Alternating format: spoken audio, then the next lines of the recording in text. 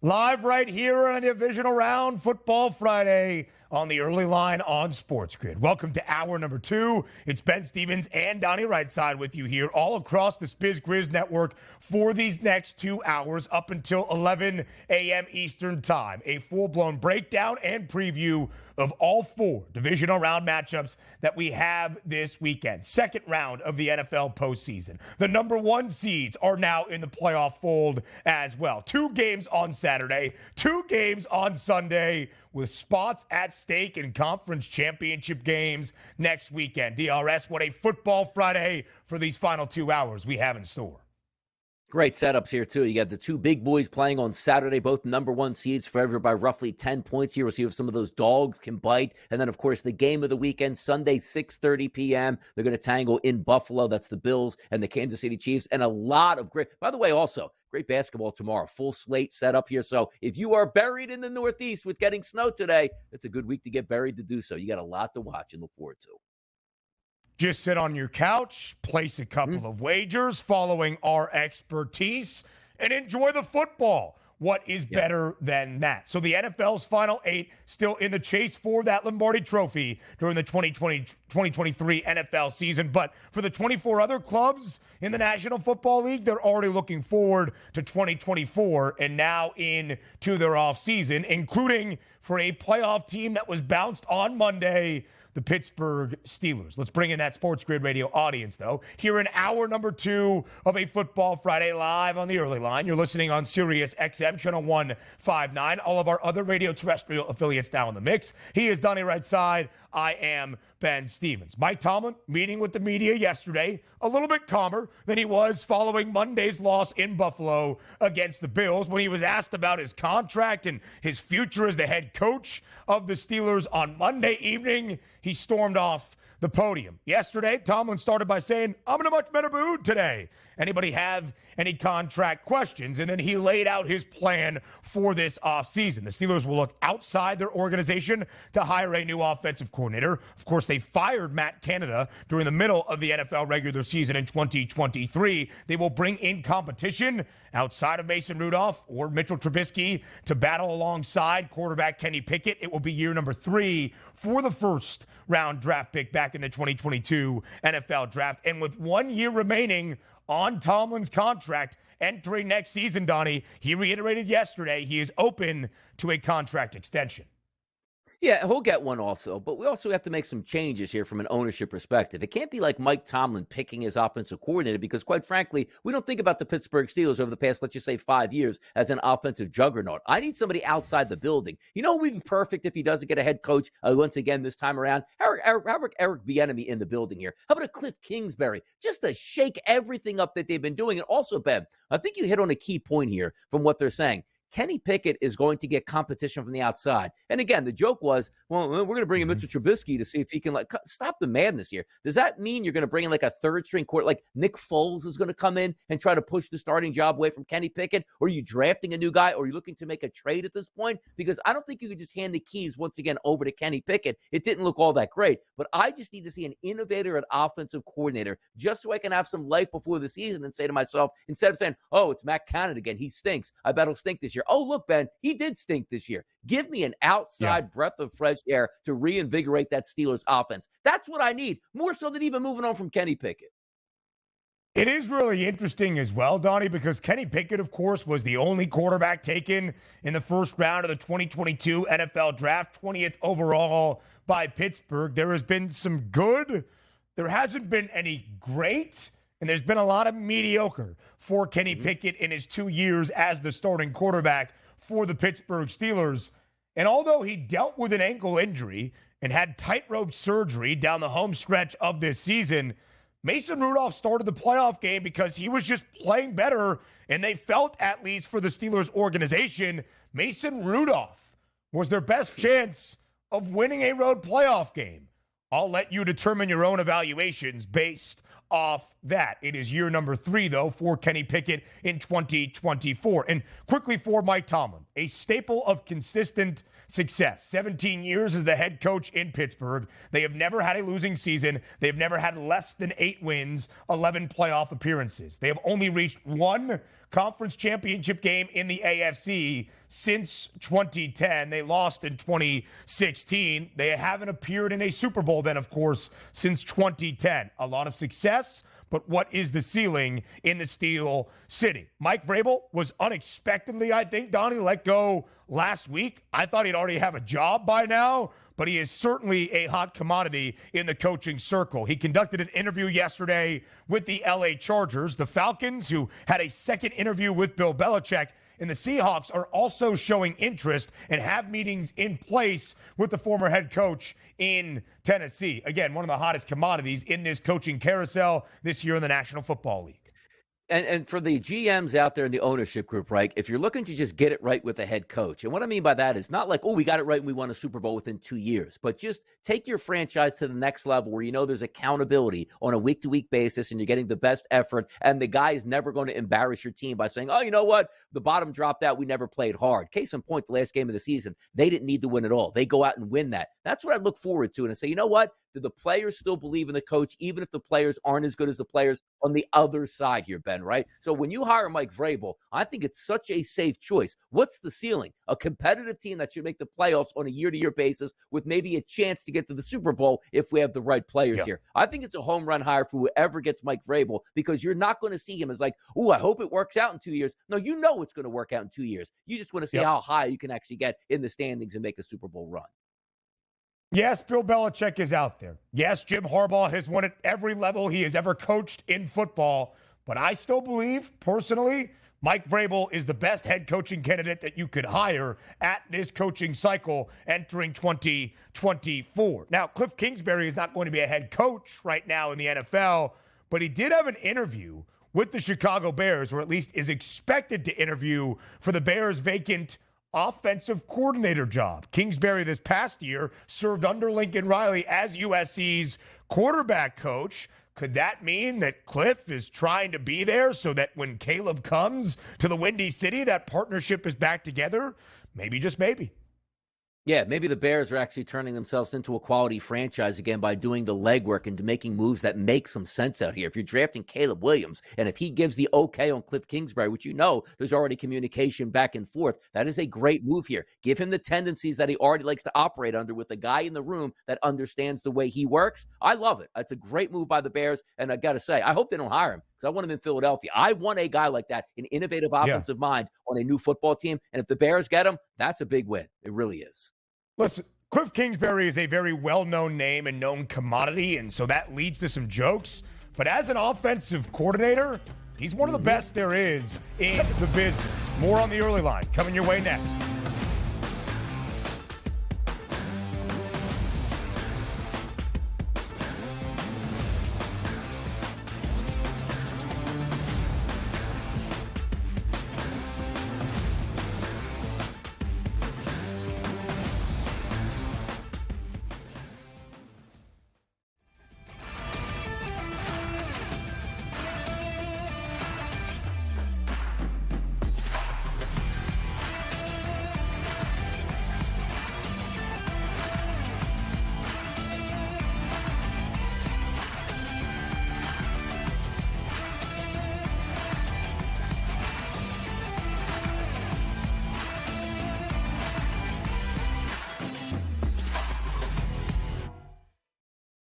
Quarterback at quarterback. We're going to lay some juice. We're going to have some dog prices, and we're going to go right in the middle.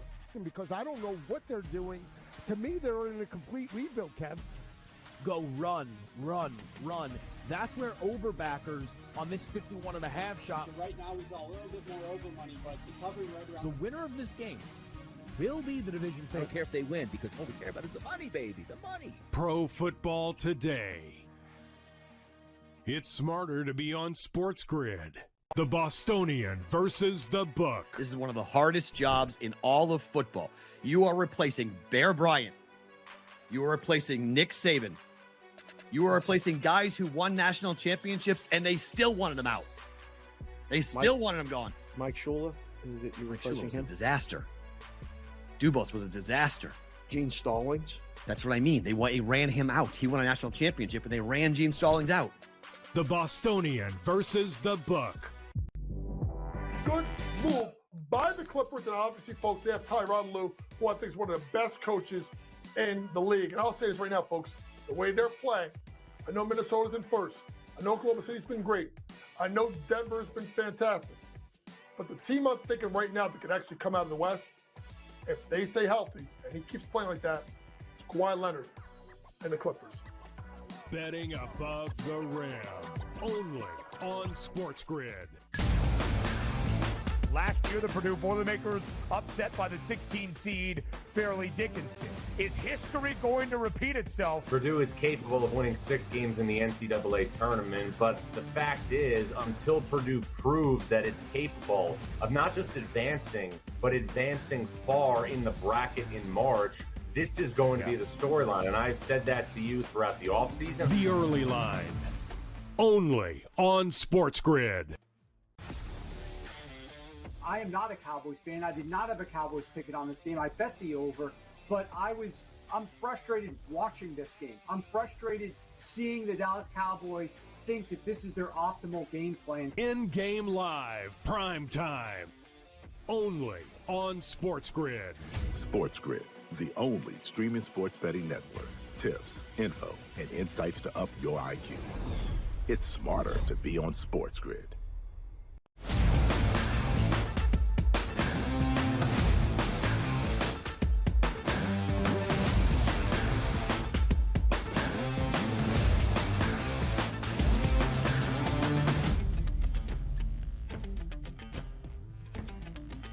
We're live right here on this Football Friday on the Early Line on SportsGrid. So much to set up for the divisional round this weekend around the National Football League postseason. It is round number 2. It might be the best weekend of the football year, and there are so many different angles to attack and break down, including those individuals, Donnie, that not only with their game props will impact the outcomes of who wins on the 2 games Saturday and the 2 other games on Sunday, who earns a berth to a conference championship game and stays alive in the hunt for Super Bowl 58, but also the most passing yards and most receiving yards and most rushing yards around the NFL playoffs. As we look at the numbers right now of the quarterbacks remaining, Baker Mayfield has the most passing yards so far, 337. But when you compare it to the prices, Baker is down the board. Jordan Love is down the board. Brock Purdy has a goose egg, but has the second best price behind Jared Goff, who threw for 277 on Sunday night against the Rams, and has the shortest price at plus 170 to lead the NFL postseason with the most passing yards this year. It's interesting that you see Jared Goff, because what's your interest? Your interest level goes like, oh, come on, man, he's not going to be able to win. But think about this, though. Solid week number 1 here in the playoffs. Week number 2, I think it's a very good day, by the way, against that Tampa Bay secondary, because I'm struggling to see how effective Detroit is going to be on the ground. If Tampa Bay keeps blitzing, the one thing that's hard to do, run against blitzes here, right? So you should be able to open up in that passing game. I think that's legitimate. So let's just say he throws for, I don't know, 250 yards. We just put a low ball balance. Then you have him in the NFC Championship game, and let's just say it's against the 49ers, which even if they don't win, what do you think's going to happen, Ben? They're throwing the entire second half. If they're down 7 points or 10 points at that point, he might be able to stack up dubs there and not even actually have to play in the Super Bowl. So I do think Jared Goff at a plus 170 price is legitimately reasonable here, because I'm basing on them winning this weekend and playing San Francisco. Maybe they can beat San Francisco, but they might not even need to do that. Now, the guys that you usually would look at now and say, why don't you just go Patrick Mahomes? Played that freezing cold game there, as we know, at home against Miami. Wasn't able to build that big lead. They're underdogs this week at Buffalo, which, quite frankly, I don't have that as a shootout here in that game. And we're only pricing it at the FanDuel Sportsbook right around 45.5. It's not 50.5, 52. We're expecting a big number. Same thing with Josh Allen here. Gets a little bit bent from last week because he had that colder weather conditions as well that he was dealing with. And if they beat Kansas City, maybe it's not a shootout. And who do you get after that? It's the Baltimore Ravens. And we'll see what those weather conditions and going against a stingy defense would be. So it's kind of wild that I see here going like, you know what, Ben? I agree with the odds maker. Jared Goff plus 170 might be the best bet on the board here. And when you think about 2 games in Northern California, a neutral site, indoor Super Bowl 58, if the Niners are going to be there, as the odds expect, that plus 360 price does make some sense. We'll look at Purdy's prop for tomorrow night at home in Santa Clara, flirting with a 260 number at this moment. Who are the names not listed? C.J. Stroud, who also had 274 yards in the opening round of the NFL postseason. But again, his Texans, like that of Jordan Love, booked as a 9.5-point underdog in their matchup tomorrow in the divisional round. But I think the most glaring miss on that board, and not because we had an issue with it, just where it's listed on the FanDuel Sportsbook, Lamar Jackson, 18-1 for the AFC Championship favorites, for their quarterback not to have one of the sixth shortest prices, not even below a 16-1 number, is interesting, Donnie. No, it is interesting. And also, Ben, I'm glad you brought that up, too, because he was so far down. It's like, we're just going to go down every single one. Here's the reason why he's 16-1. Take a look at this weekend in Baltimore, Ben, right? 20-degree temperatures, 15, 16-mile-an-hour winds. We know what the Baltimore Ravens are built on here, right? And that's going to be having a staunch defense here and using your power run game on offense, which doesn't give you the ability. Now, granted, we've seen Lamar Jackson go over 300 yards passing this year and multiple touchdowns in a game.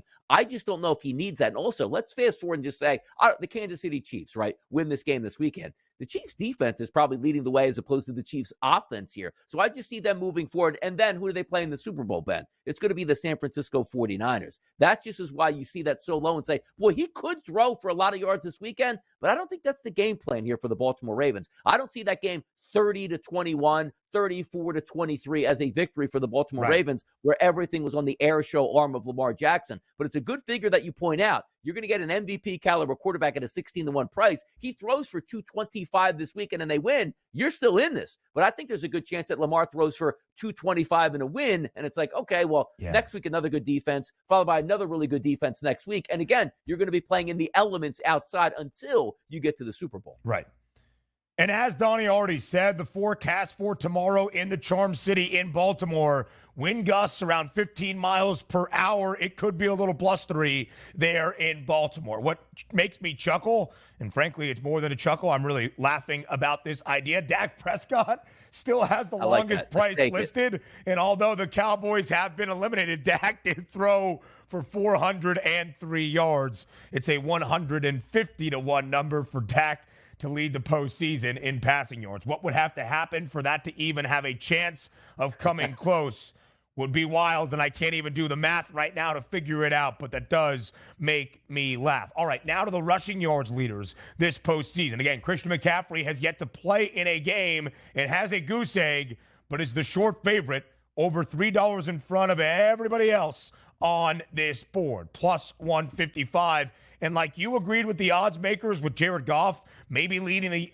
playoffs in most passing yards, I agree with the odds makers here. I think Christian McCaffrey is that guy. I think he gets it going against Green Bay tomorrow night with a big performance, maybe even getting to the century mark to really pace this leaderboard.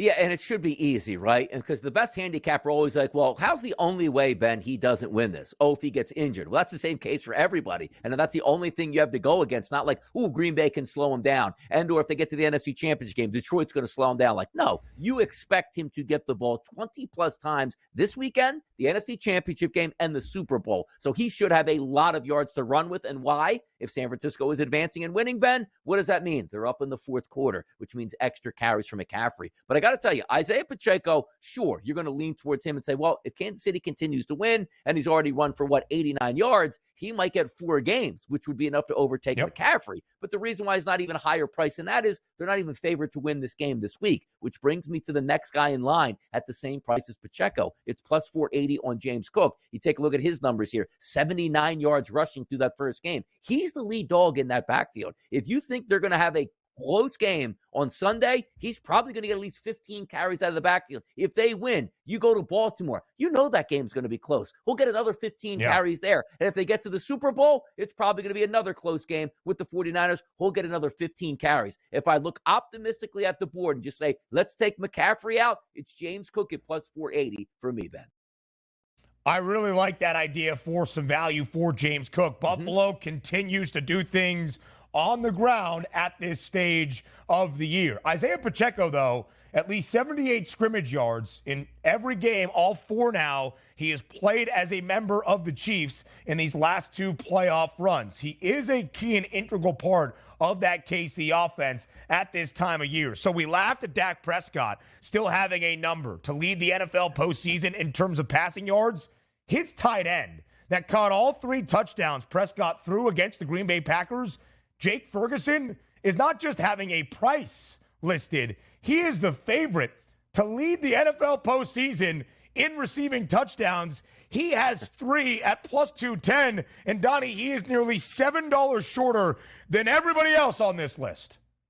That's pretty crazy how it lines up because you're going to need 4 touchdowns to overtake him in roughly 3 games for most of these guys. But if you're taking a look at my guy who I would bet who hasn't played yet, it probably would be George Kittle with a 12-1 price. We're not asking you, Ben. He's got to how leads it in catches or leads it in yards, just touchdowns. You know the 49ers are going to be in the red zone a lot over the next 3 games. There's no reason to believe if the 49ers end up getting to the Super Bowl, Kittle can't at least come back with a tie and get 3 touchdowns there, and a 12-1 price is pretty solid. The 2 spots I would look, George Kittle, he has been that red zone connection, the Cy-Hawk connection with Brock Purdy and Brandon Ayuk as well, a 9-1 number. We start to break down the games. Up next for the divisional round live right here on the early line.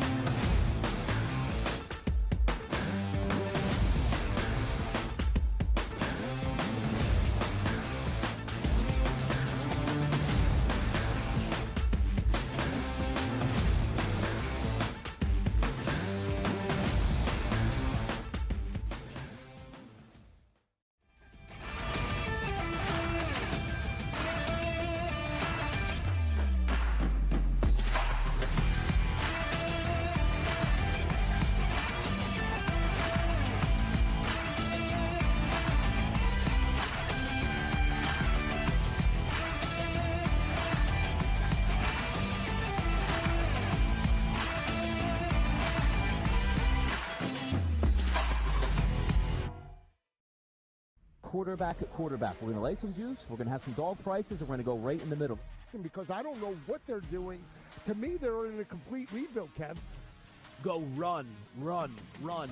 That's where overbackers on this 51.5 shot. So right now, he's a little bit more over money, but it's hovering right around. The winner of this game will be the division favorite. I don't care if they win because all we care about is the money, baby, the money. Pro Football Today. It's smarter to be on SportsGrid. The Bostonian versus the Book. This is one of the hardest jobs in all of football. You are replacing Bear Bryant. You are replacing Nick Saban. You are replacing guys who won national championships, and they still wanted him out. They still wanted him gone. Mike Shula, you replacing was him? a disaster. Dubos was a disaster. Gene Stallings. That's what I mean. They ran him out. He won a national championship, and they ran Gene Stallings out. The Bostonian versus the Book. Good move by the Clippers, and obviously, folks, they have Tyronn Lue, who I think is one of the best coaches in the league. And I'll say this right now, folks, the way they're playing, I know Minnesota's in first. I know Oklahoma City's been great. I know Denver's been fantastic.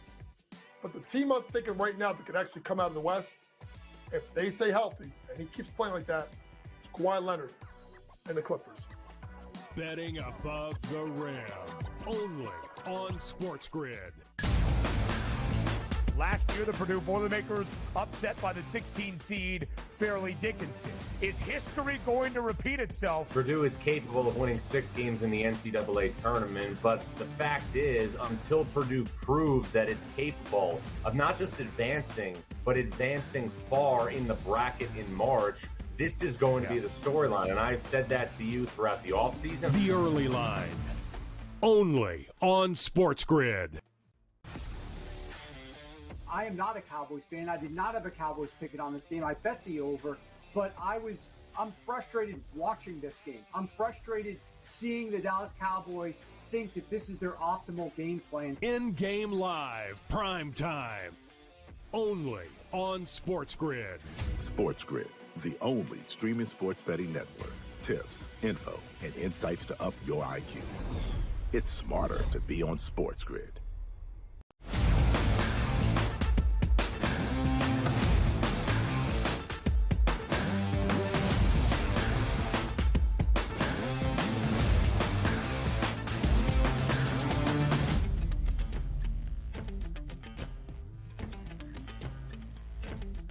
Hour number 2 in full effect right here on a Football Friday on the Sports Grid Network. Ben Stevens, Donnie right side, and we welcome in Mike Blewitt. There is so much information flowing throughout this week as we get ready for divisional weekend action in the NFL. Doubleheader on Saturday, doubleheader on Sunday. Mike, how are we feeling about this weekend?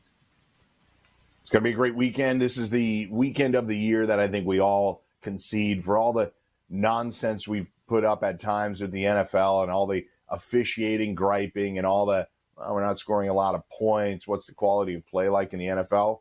This is the weekend where it tends to evaporate. We see really good teams playing against other really good teams, and we expect quality games. Hope to see more of the same this weekend, but we have some big spreads to sift through as we do this.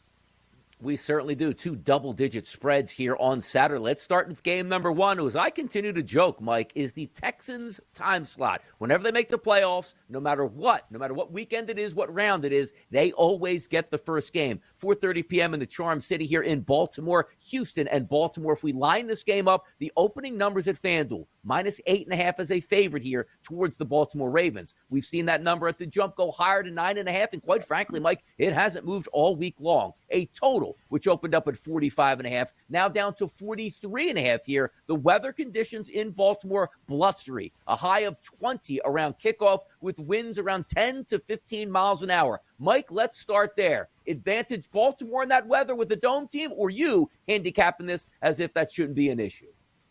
I don't think that weather in particular is a major issue, but Baltimore's always going to have a little bit of an edge being outside. Their bigger edge, the fact that they're in their home stadium.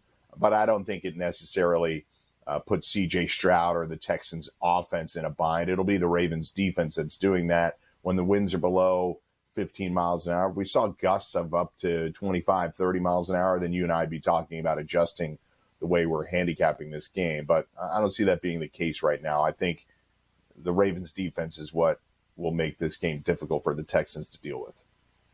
Mike, let's take a look at 2 weeks ago, right? How the Texans actually got here. Quite frankly, I didn't expect much of them from this season. DeMeco Ryans has been sensational as a head coach. C.J. Stroud has been unbelievably wonderful as the number 2 overall pick. They go into Indianapolis in a dome and win a must-win football game where it's a win or go home, de facto playoff game. They come home last week. They were down 14-10 early in that football game and hit the gas pedal and blew the doors off a quality Cleveland team. So coming into this game, I'm not even going to call the Houston Texans house money, but that edge coming in knowing we just basically won 2 playoff games already. Talking about the Texans' mindset coming in playing the number 1 seed here in Baltimore. And we've seen some other teams too, Donnie, that have had to play effectively playing playoff games for several weeks now that had good performances. The Texans not alone. The Packers have been basically playing playoff games every week, and they fired off on the Cowboys. We've seen that from the Bills, effectively playing playoff games every single week, and they had a good performance against the Steelers. So in this instance, I know it's anecdotal, but in this instance, we are seeing those teams that have been playing must-win games for several weeks show up with good performances, throw the Bucs into that hat as well. So, C.J. Stroud's rookie season is going to go down in history as one of the best, if not the greatest, quarterback rookie season ever. A win here, I think, would cement it, although some people probably already consider it set in stone. I would say that what concerns me here is that all of the question marks that you and I may have had about the Ravens throughout this season have been answered. The offensive line, yes, banged up, but they've been protecting the running game and Lamar as best as they can. The defense, putting pressure on the quarterback. There may not be a standout like we saw in the past with Terrell Suggs, but Justin Madubuike and the rest of the defensive line have really been able to pressure quarterbacks. They're a solid tackling team. All of the components of a John Harbaugh team have shown up here. And finally, Lamar's healthy. Lamar's going to play a playoff home game fully healthy. So all of those things together, as well as they've been coached, the Texans, all throughout, I just think they're running into a team that has too many things that are better at them than the Texans. All that really comes into play is the spread here. How long can the Texans hang in there? And I think I would imagine you and I are aligned that if the Texans keep this one that close for that long, you're going to be sweating if you're a Ravens fan.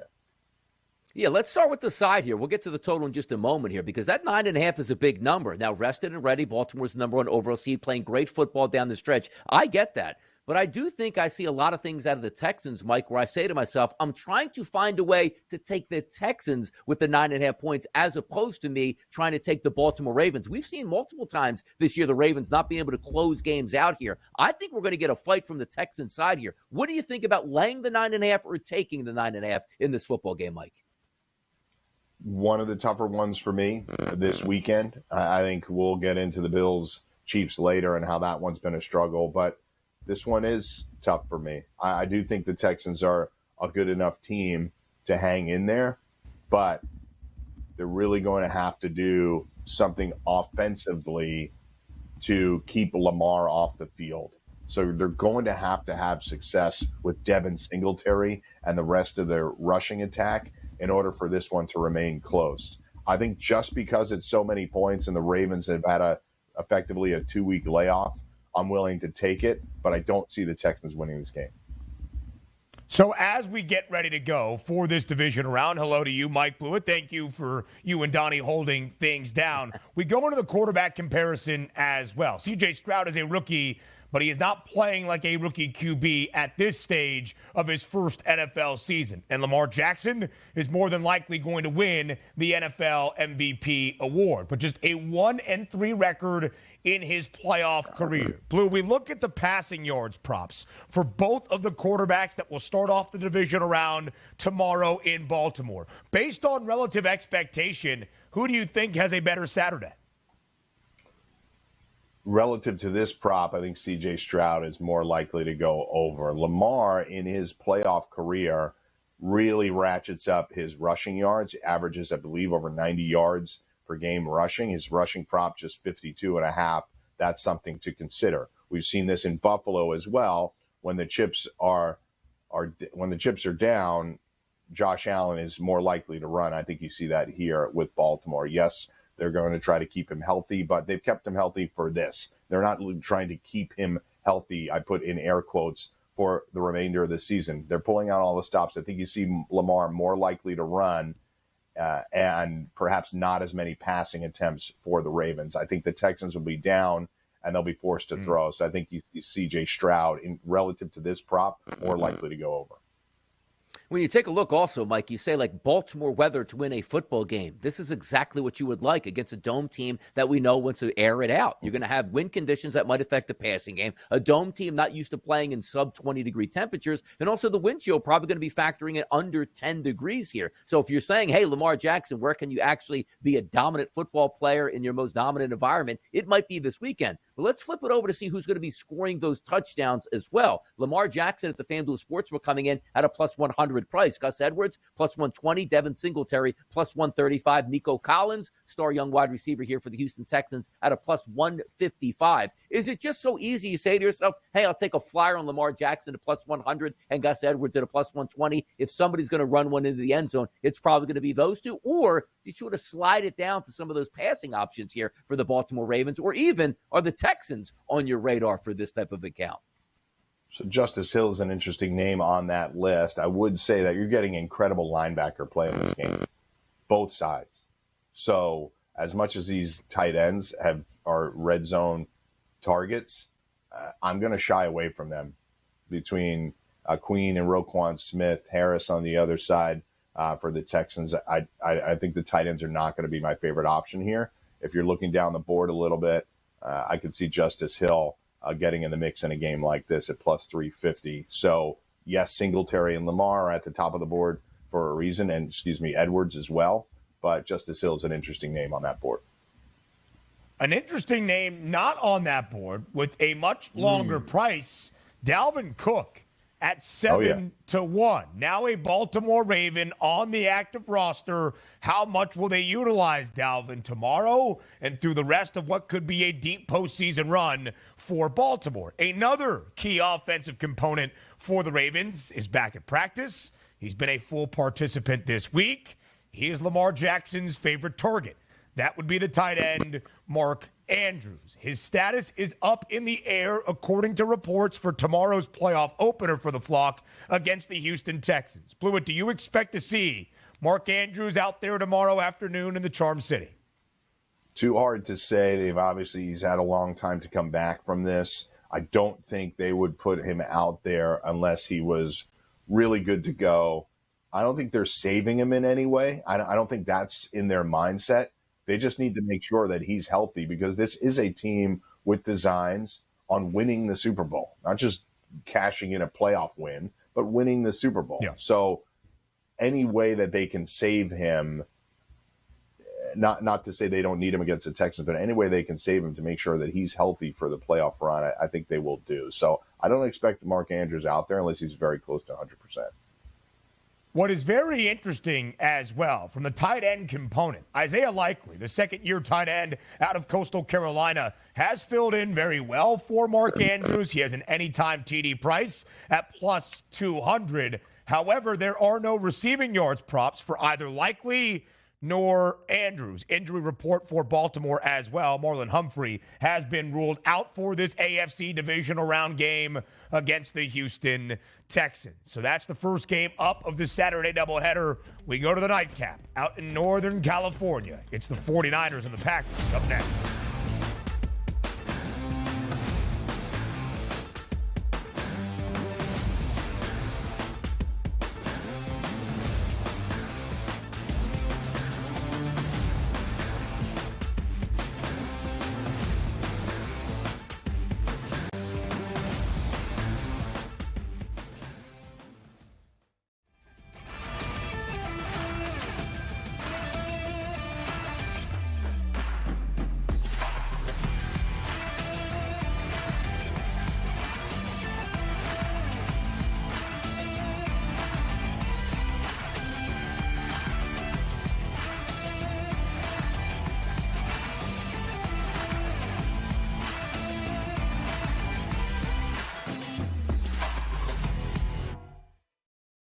Quarterback at quarterback. We're going to lay some juice. We're going to have some dog prices, and we're going to go right in the middle. Because I don't know what they're doing. To me, they're in a complete rebuild, Kev. Go run, run, run. That's where overbackers on this 51.5 shot. Right now, he's a little bit more over money, but it's hovering right around. The winner of this game will be the division I favorite. don't care if they win because all we care about is the money, baby, the money. Pro Football Today. It's smarter to be on SportsGrid. The Bostonian versus the Book. This is one of the hardest jobs in all of football. You are replacing Bear Bryant. You are replacing Nick Saban. You are replacing guys who won national championships, and they still wanted him out. They still wanted him gone. Mike Shula, you're replacing was a him. disaster.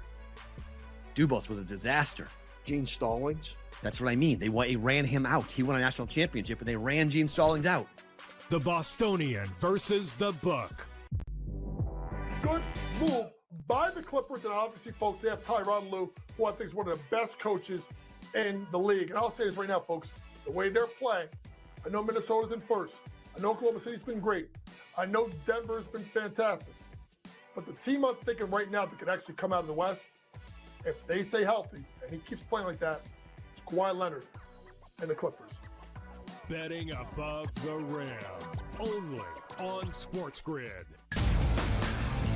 Last year, the Purdue Boilermakers upset by the 16 seed Fairleigh Dickinson. Is history going to repeat itself? Purdue is capable of winning 6 games in the NCAA tournament, but the fact is, until Purdue proves that it's capable of not just advancing, but advancing far in the bracket in March, this is going to be the storyline, and I've said that to you throughout the offseason. The Early Line. Only on SportsGrid. I am not a Cowboys fan. I did not have a Cowboys ticket on this game. I bet the over, but I'm frustrated watching this game. I'm frustrated seeing the Dallas Cowboys think that this is their optimal game plan. In-game live, prime time. Only on SportsGrid. SportsGrid, the only streaming sports betting network. Tips, info, and insights to up your IQ. It's smarter to be on SportsGrid.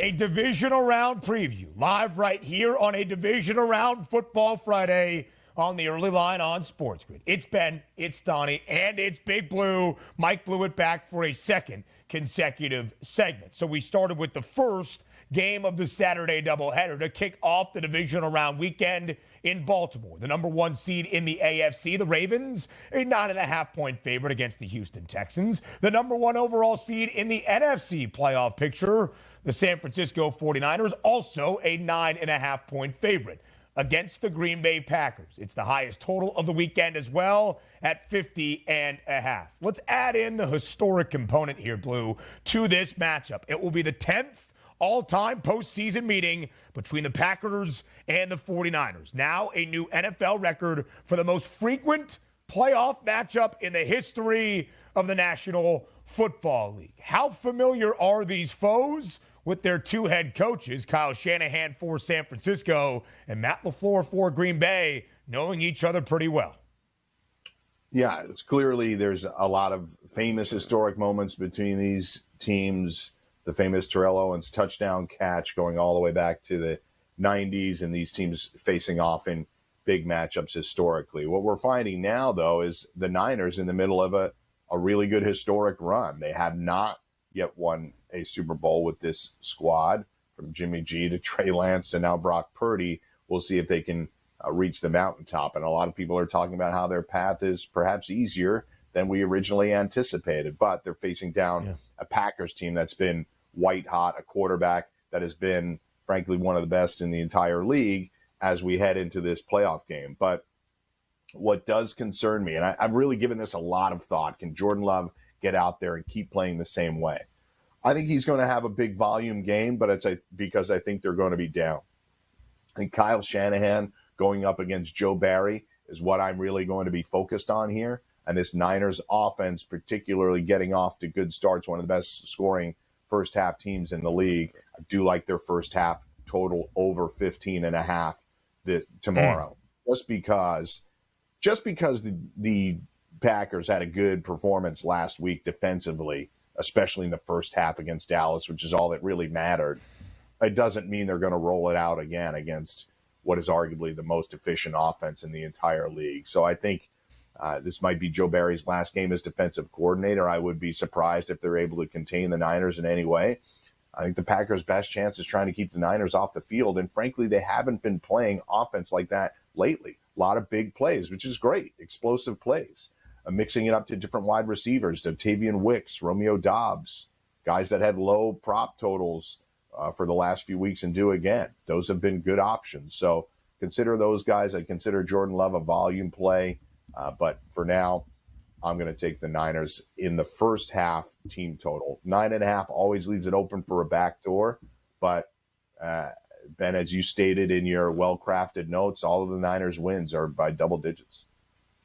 You know what I've really liked about the Green Bay Packers over the past 4 weeks here? We're getting back to those Aaron Jones days of a few years ago when he was the dominant running back. I know they brought in A.J. Dillon, sort of that end of the game, let's run for 3.5 yards per carry and salt things away. But since Jones has been healthy and back, take a look at these numbers. 162, 177, 124, and 143 on the ground. Each one of those games, running yards per carry, 4.8, 4.5, 4.6, and 4.3. I'm really impressed with this Packers offense. But the only question I'm asking you here, Mike, is this one. The total's in the 50s here.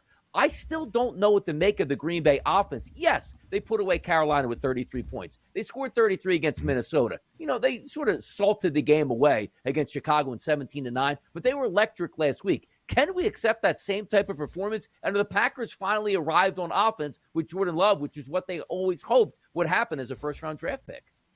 Certainly, they deserve kudos for being here, and you make a very good point about Aaron Jones, got the most scrimmage yards in the league over the last 4 weeks of the season and extended into a fifth week with the wild card victory. But this is a different animal here with the Niners. They are going to throw a lot at this offensive line from a pass rush perspective and being able to contain the run. The Niners are top 10 defense, top 10 offense. I think I think the story of this game will be about the Green Bay Packers defense not being able to contain the Niners. Another offshoot of that, Donnie and Ben, is that they're really going to need to do something to contain this Niners pass rush, who we know they have a lot of talent out there. Cleveland Farrell won't ring the bell tomorrow, but Javon Hargrave and Bosa and Armstead and everybody else have been able to pressure quarterbacks consistently throughout the season.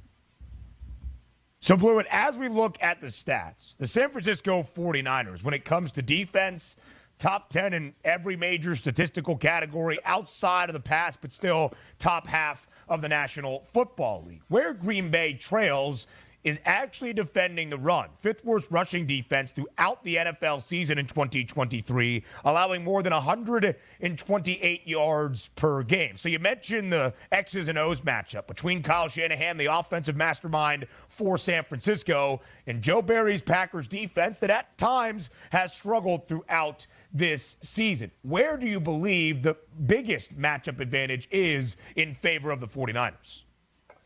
Certainly I would say McCaffrey is going to play a huge role here. I think mixing it up with Debo, some really interesting runs. You know, a lot of people see Brock Purdy's numbers, and I'll extend this over to the same system in Miami and Tua's numbers, and a lot is made of it. So look how explosive the passing offense is, and it's true. But it is designed in order to open up huge runs. It's why you see massive numbers out of McCaffrey and Mostert on those respective offenses, both of guys going for over 20 touchdowns. So I think the Packers having to contain McCaffrey in this 49ers rush game is going to be the biggest challenge. Even if we see explosive plays from Ayuk and Kittle, I think that's where the crux of this game lies. If the Packers are able to stop the run for more than a quarter, I think then we have a football game. If we're also getting back to a Christian McCaffrey look here, because I understand we expect him to have a big game this weekend, move forward to the NFC Championship game and the Super Bowl. From a betting perspective, Mike, though, the last time we saw Christian McCaffrey, he did go down with a calf injury here. Is there any part of you that says, you know what? Let me see him make him through a clean game, because you're not getting any discounts here. Rushing prop at the FanDuel Sportsbook close to 90. Touchdown prop minus 350 or more at some outlets here. It's kind of wild. Do we have any shots here at Christian McCaffrey saying like, ooh, you know what? Could he go down early in that football game with a little tweak of that calf injury again? Entirely possible. I'm not in the business of predicting injuries. I think we have to assume him to be at full health before we start talking about any levels of discounts. We know the guys that'll be out. I think you, Donnie, you and I talked during the break about Dre Greenlaw. He is on the injury report. That would be a major injury if he's not able to play a full game. But for now, McCaffrey's a guy that I think you're going to count on. You don't worry about the injuries. If he gets hurt during the game, so be it. But I'm not going to be in a position where I'm expecting a discount or less of a workload, or seeing guys like Jordan Mason or Eli Mitchell out there toting the rock for more. The Niners, we were critical of the Niners for using McCaffrey too much throughout the season, not resting him in blowouts, which then, again, you stated that the Niners have won all 12 of their games by more than a touchdown. So there were times that we were critical of them not resting McCaffrey. This isn't the time where that's going to happen. All 12 wins for San Francisco by at least that TD margin, and 11 of the 12 by double digits. The Niners have been booked as a favorite in all 17 games, 9-8 against the spread, more than a touchdown favorite, as they will be tomorrow night at home in Santa Clara in 8 of those 17 games, 4-4 against the number. Run CMC, his combo prop tomorrow, rushing plus receiving, 126.5 against the Green Bay Packers. Christian McCaffrey is combined for at least 100 scrimmage yards in every game for San Francisco prior to the one against Washington Week 17, where he was injured early, dating back to the middle of October. At least 100 scrimmage yards, of course, a key and critical component of that Kyle Shanahan offense. Brock Purdy was not bad in his first 2 playoff games in his NFL career last year. Threw for more than 300 against Seattle in the wild card opener for San Francisco a season ago. Only 200 or so against the Dallas Cowboys. And, of course, was injured on the opening offensive possession against the Philadelphia Eagles in the NFC Championship game. He is the guy. But, Blewitt, there are some detractors still for what Brock Purdy represents in this Kyle Shanahan offense. What do you want to see out of Purdy tomorrow night on a Saturday in the divisional round as the orchestrator of this 49ers offense?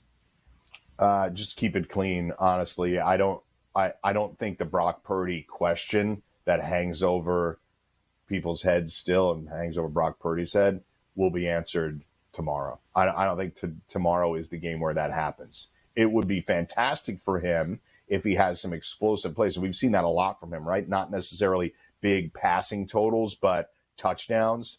I think we could see a game like that where he's got a couple of explosive plays to Kittle, to Ayuk, to Samuel. But I don't think the question is ultimately going to be answered there. I think it'll be answered next week if they're hosting the Lions and the game after that. People are going to continue to ask questions about him until he is playing the Ravens or someone else in the Super Bowl. I think that's just the nature of that job. The same way they ask questions about Jimmy Garoppolo, I think he finds himself in a similar position, even though he competed for the Most Valuable Player award this year, something that Jimmy G never really did. People are going to consider him a system quarterback, Mr. Irrelevant, until he makes himself extremely relevant. Yeah, last time we saw him was the NFC Championship game in the playoffs getting injured. He's certainly going to want to make his mark in this round. If I gave you a wager on the three top passing options here for the San Francisco 49ers, George Kittle over 53.5 yards, Deebo Samuel over 59.5 yards, and Brandon Ayuk at over 67.5 yards, who do you think is the apple of his eye this weekend in that passing game, Mike? I don't think Kittle is the debate for me here. I think it's Ayuk or Samuel, and I'm leaning towards Ayuk. I know he's got the biggest number. I just think that he has the best chance to pick up some explosive plays here, a couple of 20-yarders, and you're almost all the way there. I think they're all live, don't get me wrong, but I could see Kittle having a lower total game but impactful in the red zone. Ayuk, I think, is the guy that's going to help them push the ball down the field, and Deebo will be a big part of the offense, but it's hard for me to discern whether or not it's rushing and or receiving. I think you can look for a Deebo total number as opposed to just the isolated receiving number.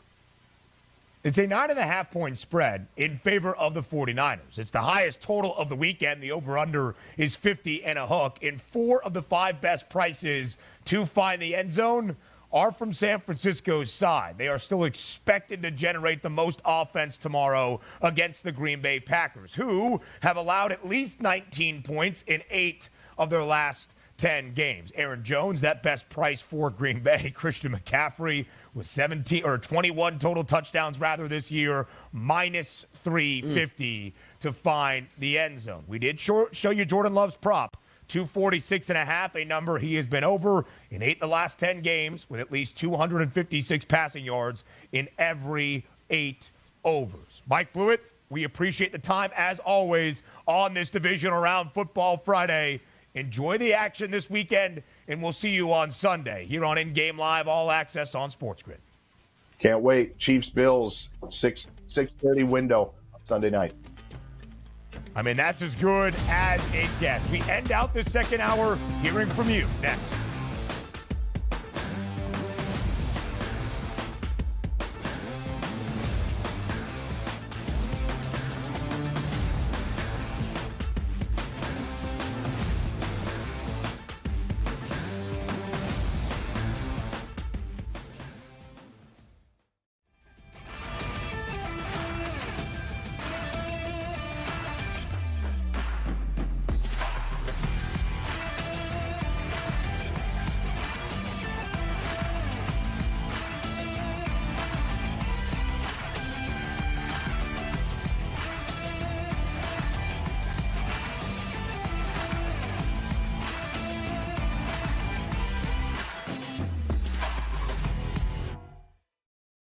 Quarterback at quarterback. We're going to lay some juice. We're going to have some dog prices, and we're going to go right in the middle. Because I don't know what they're doing. To me, they're in a complete rebuild, Kev. Go run, run, run. That's where overbackers on this 51.5 shot. So right now, he's a little bit more over money, but he's hovering right around. The winner of this game will be the division I don't care if they win, because all we care about is the money, baby, the money. Pro Football Today. It's smarter to be on SportsGrid. The Bostonian versus the Book. This is one of the hardest jobs in all of football. You are replacing Bear Bryant. You are replacing Nick Saban. You are replacing guys who won national championships, and they still wanted them out. They still wanted them gone. Mike Shula, you're Mike Shula replacing was him. a disaster. Dubas was a disaster. Gene Stallings. That's what I mean. They ran him out. He won a national championship, and they ran Gene Stallings out. The Bostonian versus the Book. Good move by the Clippers, and obviously, folks, they have Tyronn Lue, who I think is one of the best coaches in the league. And I'll say this right now, folks, the way they're playing, I know Minnesota's in first. I know Oklahoma City's been great. I know Denver's been fantastic. But the team I'm thinking right now that could actually come out in the West, if they stay healthy, and he keeps playing like that, it's Kawhi Leonard and the Clippers. Betting above the rim. Only on SportsGrid. Last year, the Purdue Boilermakers upset by the 16 seed Fairleigh Dickinson. Is history going to repeat itself? Purdue is capable of winning 6 games in the NCAA tournament, but the fact is, until Purdue proves that it's capable of not just advancing, but advancing far in the bracket in March, this is going to be the storyline. And I've said that to you throughout the offseason. The early line. Only on SportsGrid. I am not a Cowboys fan. I did not have a Cowboys ticket on this game. I bet the over, but I'm frustrated watching this game. I'm frustrated seeing the Dallas Cowboys think that this is their optimal game plan. In-game live, prime time. Only on SportsGrid. SportsGrid, the only streaming sports betting network. Tips, info, and insights to up your IQ. It's smarter to be on SportsGrid.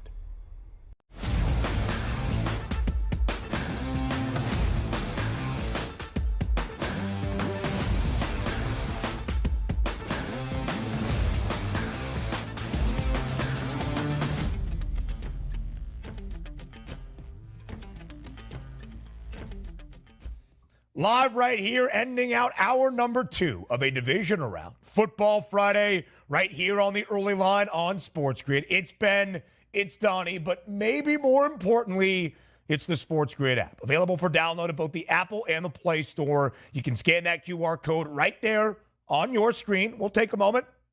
There you go. You got it. You downloaded the SportsGrid app. All of our information and insight now available in the palm of your hand to get you ready for one of the best weekends. All right, got it. Donnie, the QR code, that's just me. Download it. Were you taking a photo of me?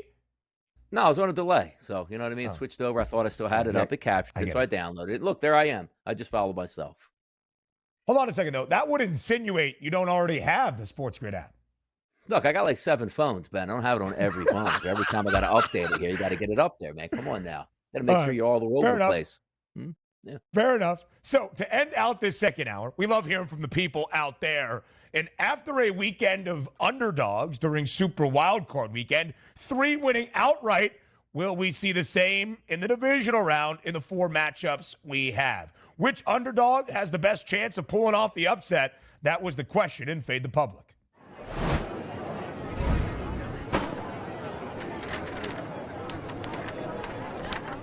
At SportsGrid TV on Twitter, and we're not talking covering numbers. We're talking about an outright victory on that money line. Which underdog is most live this weekend? The Texans and the Packers, both 9.5-point underdogs, plus 330 money line for Houston, plus 350 money line for Green Bay. The Buccaneers, a 6.5-point dog, plus 235 on that money line against Detroit. The Chiefs, of course, the shortest dog, only getting 2.5. It's plus 122, and nearly 38% of the public, the most votes, going with Kansas City, Donnie. And by the way, it's supposed to be Kansas City here, but shout out to the public getting involved, because if we have 38%, that means well over 50% of the public out there was saying, you know what, we're taking long shots here. We're going for lottery tickets, and I got to commend that here. I'm excited for this weekend's action. You know it. And we will talk about those dogs. Who goes barking when hour 3 starts in 55 seconds?